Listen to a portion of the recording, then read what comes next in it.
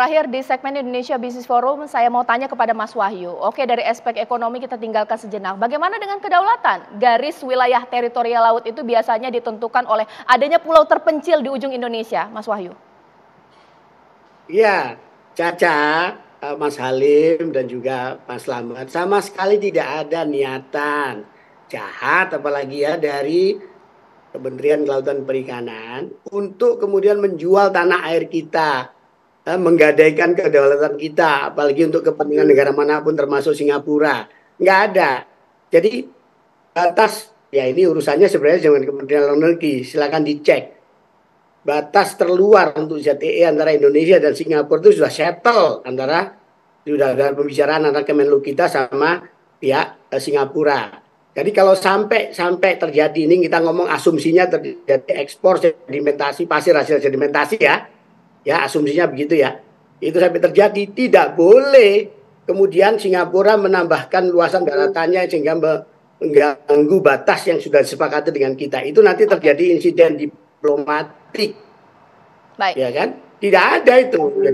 Jadi yang saya dengar nih dari apa yang dilakukan oleh di Pulau Tampa segala macam itu adalah urusan reklamasi di ke dalam yang tidak kemudian urusan mengganggu kedaulatan kita, tidak ada. Tapi Baik. itu urusan silakan dikonfirmasikan dengan Kemenlu, silahkan. Dan juga untuk ekspor adalah itu nanti ranahnya bukan KKP, itu nanti dari Kemendak ya kan. Dan sebagainya. Dan sekali lagi ini adalah yang kalau diekspor itu pasir hasil sedimentasi di laut kita yang titik-titik ditentukan oleh para pakar, tidak dengan syarat tidak boleh merusak lingkungan, kan jelas. Ya, sekarang Mas Slamet, masalah kedaulatan wilayah teritorial seperti apa? Karena ada pulau-pulau kecil yang terancam hilang. Iya, kalau bicara kedaulatan ini kan sudah harga mati ya, jadi jangan sampai kemudian lebih baik kita tidak punya uang, lebih baik kita tidak makan asal kedaulatan bangsa terjaga. Kan ini masalahnya di situ. Nah terkait dengan ekspor pasir tentunya ini menjadi kekhawatiran kita tersendiri dari sisi kedaulatan. Kenapa? Yang jelas secara internasional sudah disepakati bahwa batas negara terluar ada 12 mil. Dengan kemudian nanti dia terus menggeser luas dia, maka apa yang terjadi? Secara tidak langsung dan pelan-pelan pasti terjadi, maka akan kemudian menggeser wilayah kita di saat kemudian memang efek dari itu ada abrasi yang menenggelamkan batas-batas pulau terluar kita, sehingga kita juga menjadi kehilangan batas pulau terluar kita. Mas Halim terakhir.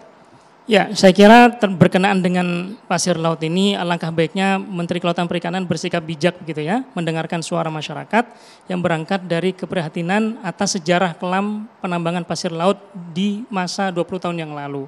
Berangkat dari situ, saya kira akan sangat baik kalau kemudian Menteri Kelautan Perikanan memprioritaskan pengelolaan perikanan tangkap di seluruh wilayah Indonesia yang jauh lebih menguntungkan baik dari aspek pajak maupun PNBP-nya ketimbang kemudian berurusan dengan penambangan pasir laut yang dampak kerusakannya amat sangat besar dan merugikan bangsa Indonesia. Sebagai catatan terakhir, pada tahun 2002 sampai dengan tahun 2003 pendapatan daerah Kabupaten Karimun sebagai penghasil pasir laut saat ekspor ke Singapura pada tahun itu hanya 50 miliar rupiah.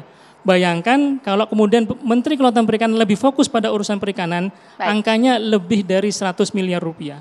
Baik, terima kasih Mas Halim, Mas Slamet, dan Mas Wahyu. Kita tunggu bagaimana nanti kemudian apakah PP ini akan dikaji ataukah nanti dibuat peraturan turunan yang memang mengedepankan kepentingan masyarakat Indonesia. Saya Caca Anissa menutup, selamat malam, sampai jumpa.